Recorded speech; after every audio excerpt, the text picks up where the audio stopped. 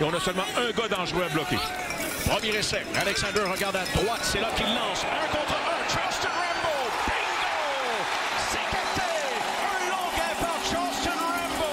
Premier essai pour les Alouettes au 25 en territoire adverse. On va le prendre. On garde 7 joueurs en protection.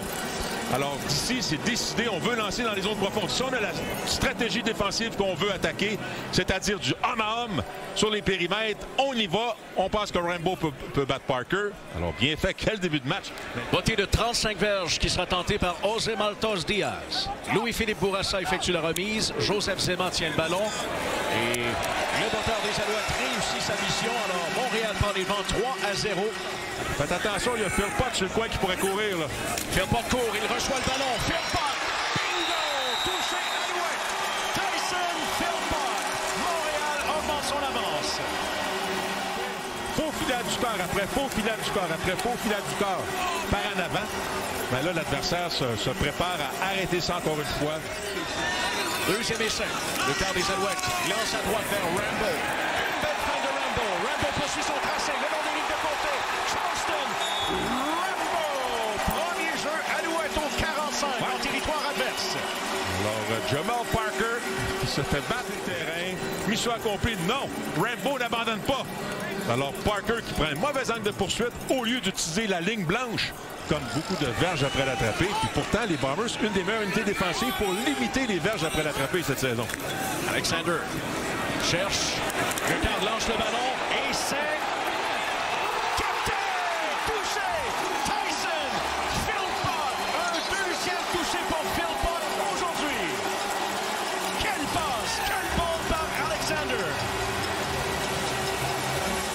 Regardez, là, on garde 7 gants en protection.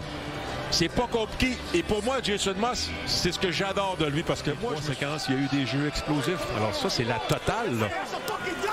Des premiers jeux, des jeux explosifs. Le ballon a été capté un peu avant la ligne de 15. Regardons ce que le retourneur des Bombers va faire. Oh, encore une fois, Ça prend plusieurs joueurs pour arrêter Olivera. dernier jeu du premier quart. Colaros tente une longue passe. Son receveur est démarqué. C'est capté pour un premier jeu. Donc Winnipeg qui va se retrouver en territoire adverse après cette passe saisie par Carrick Wheatfall. La remise est faite. Et Castillo envoie le ballon entre les poteaux. Winnipeg génère ses premiers points aujourd'hui. La course est faite par Stevie Scott. Un pivot. Un deuxième. Premier jeu obtenu par Scott. Oh, quelle course! Ils sont éteints. Je sais, puis je veux pas aller trop vite. Il reste beaucoup de temps. Il reste trop de temps. Faut pas s'emballer. Moi, je peux m'emballer, pas les Alouettes. Mais as-tu remarqué comme moi que là, si tu fais pas de jeu explosif, ça va être compliqué.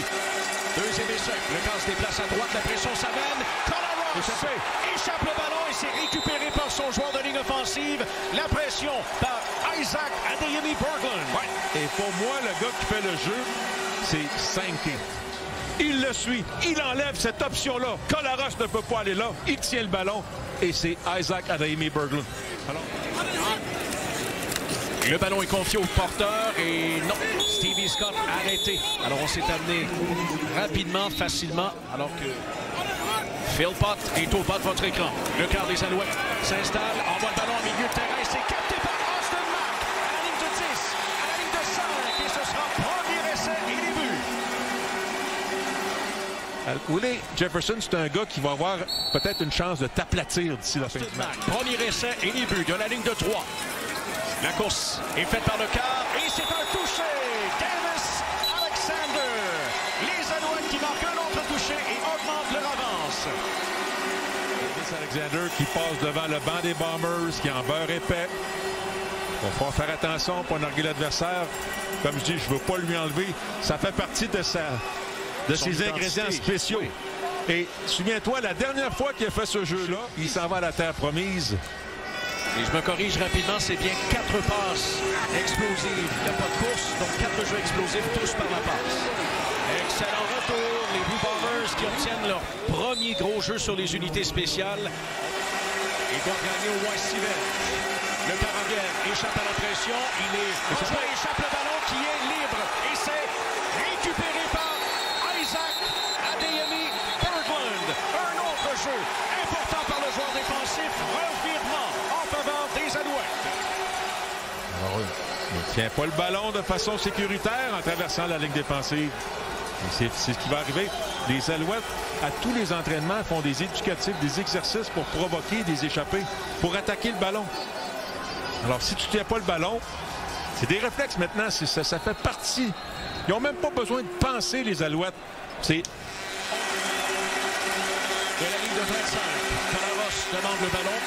Lecard cherche un receveur, pression, et Collaros est envoyé au sol. C'est un sac par Tyrese Everett. Mais il a regardé au centre, il est allé. On le voit même pas dans l'image tellement... Et ce sera fait sur une distance de 37 mètres. Castillo réussit son botté. 3 points pour Winnipeg en fin de deuxième quart. Le quart des Bombers qui regarde à droite. Il lance le ballon vers les lignes de côté. 1 contre 1. Et c'est capté. Belle passe. Et c'est saisi pour un premier jeu par Gavin Cobb. Mais regardez, on va laisser Northorpe y aller, là. Mais la pression à 3, demande aux Bombers en première demi que leur feront 30, puis leur petite pression à 3. Là. Chez les Alouettes, on ne l'a pas exploité et là, on tombe en 3e essai. Quel moment important pour les deux équipes. Wilson, la faufilade. Terry Wilson. Ouais, je pense qu'il l'a, là. Oui, voilà. Ouais. Touché qui est inscrit par les Blue Bombers. Terry Wilson, la 3e fois, aura été la bonne. Et ça ressemblait quasiment à un 4e essai. Parce qu'il était arrêté. C'est un 4e essai. Quel travail. Parce que là, il l'a pas. Là, il l'a pas. Et il continue, il continue. Puis même si de quoi essaie de le tirer vers l'arrière, mais bravo, on va dire bravo à Terry Wilson, qui a été coriace ici, tenace. C'est pas toi qui as le ballon, c'est pas toi qui vas faire le gros jeu. Tu vas être un rôle de soutien dans l'ombre. C'est tellement important. Alexander a gardé le ballon. Le Canadien veut s'installer pour une passe. Il pointe vers son receveur. Il lance. Et c'est intercepté le long des lignes de côté. Revirement en faveur de Winnipeg. Évite la pression après une feinte de jeu au sol. Il évite Tony Jones. Mais la passe qui arrive en retard, qui est derrière le receveur. Donc, le receveur, je ne sais pas si lui, il a arrêté sa course, il n'était pas capable de revenir vers le ballon, mais c'est clairement le demi-défensif qui, lui, revient vers le ballon, pendant que Austin Mack, lui...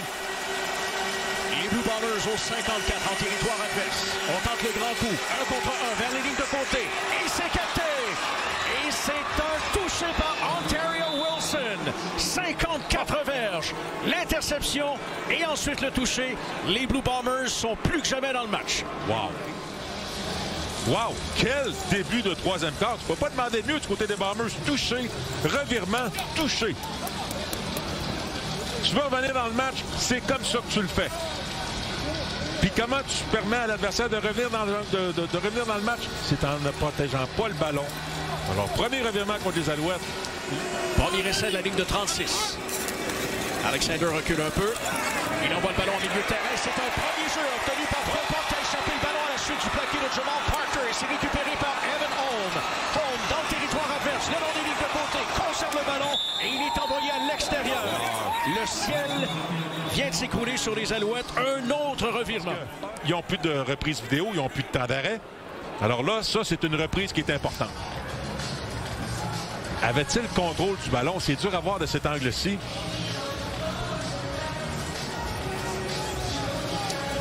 Ça, c'est l'arbitre en haut. L'arbitre en haut, c'est lui qui a la meilleure reprise, là, le meilleur point de vue. De la ligne d'une verge, Terry Wilson. Il fonce, faufilade par le quart arrière. Et c'est un touché, un autre par les Blue Bombers. Alors en 6 minutes de jeu exactement, les Bombers ont marqué 20 points. Et un autre s'en vient avec la transformation. Et Terry Wilson inscrit son 2e touché au sol au 3e quart. Alors en 3 receveurs au haut de votre écran. Alexander regarde dans cette direction. Il tente plutôt une très longue passe. 1 contre 1.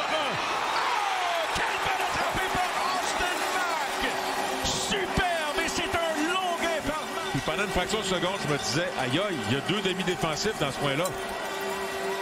Mais les deux ont tellement mal joué la trajectoire du ballon. Et Mack, lui, qui fait l'attrapé miraculeux. Payante à la ligne de 13. Alexander remet Scott. Scott avec une course à l'intérieur du 10, du 5. Touché! Stevie Scott! La réplique. Passe qui arrête l'hémorragie. On avait drôlement besoin de ça. Encore un beau bloc de Charleston Rambo, un des plus petits receveurs des Alouettes. qui fait un des blocs les plus importants en point d'attaque. Bravo. Les dernières secondes du troisième quart s'écoulent. On remet le ballon au porteur. C'est une excellente course pour un premier essai. Brady Oliveira place son équipe à la ligne de 53. La remise est bonne. Castillo envoie le ballon entre les poteaux. C'est donc réussi. 3 points pour Winnipeg. L'écart n'est que de 2. Premier essai, les Bombers à leur ligne de 27. Et la course. Le ballon qui a été échappé et les Alouettes semblent l'avoir récupéré. Oui, c'est confirmé. Ouais, alors on va sortir son bras gauche. On va frapper Oliveira qui perd le ballon. Donc Corey Robertson qui est dans la formation en raison de l'absence de Mustafa Johnson et qui voit plus de temps de jeu en raison du fait qu'on s'est débarrassé de Sean Oakman hier. Les Alouettes ont besoin d'un toucher, pas juste un botté de précision. Du 27 en territoire ennemi. Beaucoup de temps pour Alexander. Il lance vers Scott. Et Scott est arrêté. Alors la progression est stoppée. Solide. Alors Tony Jones, quelle saison il a connue, lui, pour les Bombers. Plus de 100 plaqués en défense. À la toute fin. Et voici une 15e course. Scott travaille fort, amène son club à l'intérieur du 5. La progression, et c'est un toucher! Le jeu de rugby par les Alouettes! Incroyable! C'est un toucher par la ligne offensive. Le quart arrière. Ouais, ça commence avec Scott qui n'abandonne pas. Il part de suite de la ligne à l'attaque avec le deuxième effort, troisième effort. Wow! T'avais Lawrence. Impressionnant. Un peu plus de 8 minutes à écouler au 4e quart. Collaros recule un peu. Il cherche un receveur. La protection est plutôt bonne. Peu de pression. Le ballon est lancé en milieu de terrain. 1 contre 1. Et c'est capté. Quelle longue passe. Carrick Wheatfall. Il a le meilleur face à Deontay Ruffin. Premier jeu Bombers. Dave, est-ce que je regarde ce que ça fait de la pression à 3? Ça fait ça. Collaros a tout le temps voulu. Et finalement, ça donne un coup de circuit, un gros morceau de terrain. On est déjà dans le zone payante. Non pas transformation, mais bottée de précision réussie par Sergio corporel, là, des fois, ça ne dit pas qu'est-ce qu'il fait. Alors, il envoie ce ballon presque en milieu de terrain. Faval capte à l'intérieur du 10. Faval accroché et il est rejoint avant d'être Jacob Mason, le numéro 38. Ouais. À la toute fin, là, le retourneur va être au sol, puis il va arriver. Il arrive. Ouais, il saute sur lui. De passe. Fin de passe à droite. Alexander fait la passe à nouveau. Il court. Double fin par Davis Alexander. Il glisse. Premier essai Alouette en territoire adverse. Je pense que c'est Carey Wilson qui va se faire servir un double espresso bien tassé. Parce que c'est une pression à 3. Décide de courir et oui, plaqué à champ vert. Alors voilà, Carey Wilson. Wow, c'est pas un mauvais. C'est un excellent joueur de football, lui. 90 secondes à faire au 4e quart. Autre jeu au sol. Et Stevie Scott avec le refus. C'est le premier jeu. Scott le long des lignes de côté. Il freine. Poursuit sa course. Premier essai. Alouette, on s'approche de la ligne de 10. Je viens fou comme un valet. Ça, j'adore. Tu sais, quand l'adversaire sait que la course s'en vient, puis tu réussis à l'enfoncer dans la gorge de ton adversaire, c'est de toute beauté. Tu sais, quand tu dis imposer ta volonté.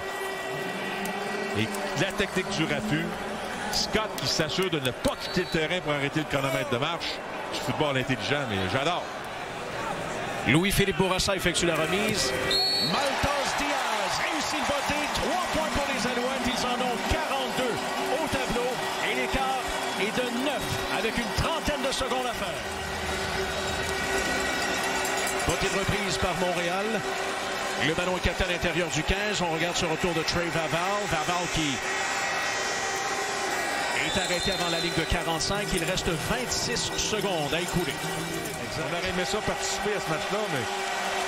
Deuxième essai. Le quart des Bombers qui doit quitter sa zone de protection. Il y a de l'espace pour courir. Il lance. C'est intercepté! Darnell Sankey! Alors une interception qui met la touche finale à ce match. Et les Alouettes vont l'emporter face aux Blue Bombers pour accéder à la finale de leur division dans une semaine à Hamilton.